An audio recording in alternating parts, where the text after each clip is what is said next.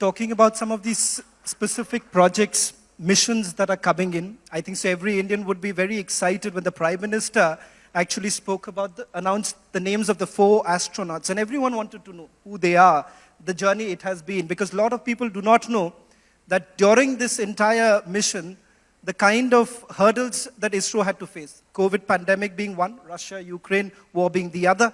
What is it that we are really looking at, Mr. Somnath, in terms of the Gaganyaan mission? Because everyone would want to know about it. I must tell you that the Gaganyaan program is something quite different from a typical rocket launching and putting a satellite in orbit. So we are dealing with human beings now. And the complex nature of dealing with human beings in a mission like a space mission is still being understood by us, I must admit.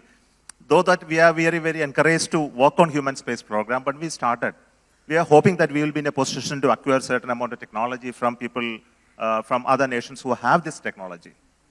But then it was not forthcoming in the way we expected, I must admit at this moment.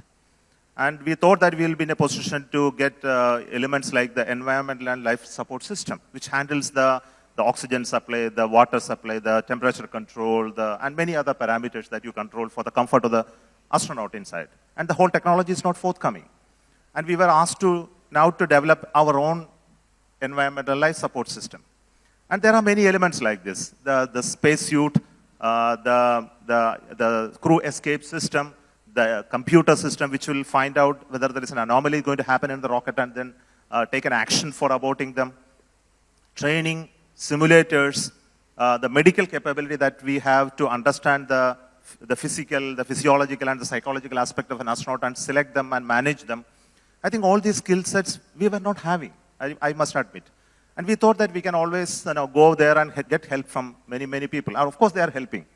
But many of those help will come at a cost and at a time they decide. I think that doesn't go with us, our schedule. So our original schedule of meeting the goal of having the human space mission is affected definitely by the availability of this knowledge. So we decided that anyway, the time is lost because of the COVID. Of course, COVID created a little bit of disruption in terms of manufacturing, getting many of the materials. Now we have to buy quite a bit of complex electronics parts and many other materials from the foreign sources, and they were not forthcoming. And some of them we had to do it our own way of doing things. So now we have reset the timeline for the first launch of the crewed mission to 2025 end. And this year we are trying to complete all the development activities of all those systems which I just mentioned. Then conduct unmanned or uncrewed missions, at least 2 of them, or maybe 1 more. Then also demonstrate the abort scenarios, which one of them which we have just done. Then also do hundreds of similar tests in this year and early next year to give the confidence to have the crewed mission by the end of 2025. So I must tell you at this moment that it's a really challenging enterprise. First of all, we have no experience of sending human beings to space till now. And we are talking to those people who are in this domain, like our Rakesh Sharma, who had the fortune to travel in one of the mission. And he is one who gives us a lot of information from his perspective of understanding. But there is different layers of understanding. I must tell you that an astronaut layer of understanding, a technocrat's level of understanding, a certification or authorizing the whole system for launch, and that level of understanding, it's all differ. So we are collecting the best brains in this country, including Air Force and various institutions, to come together and help us to build this capability. And there are many countries helping us. Of course, I must tell you that France is helping us in a big manner, especially with the medical aspect of human spaceflight.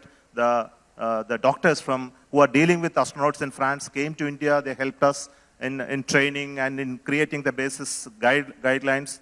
And we are having now engagement with NASA. And they are going to take one of our astronauts in their flight in ISS, which will definitely give us some exposure to the way they handle astronauts and then prepare them before the launch. And all these are very important. So if everything goes very well, I am very sure by 2025 end, we will be able to make the launch. Of course, and we will not make the launch on 2025 if anything goes wrong in the travel towards that point. Like encountering failures, encountering serious design deficiencies. We will have to reset the timeline. Of course, because life is very, very important and we don't want to take the risk of causing any injury to any of our astronauts.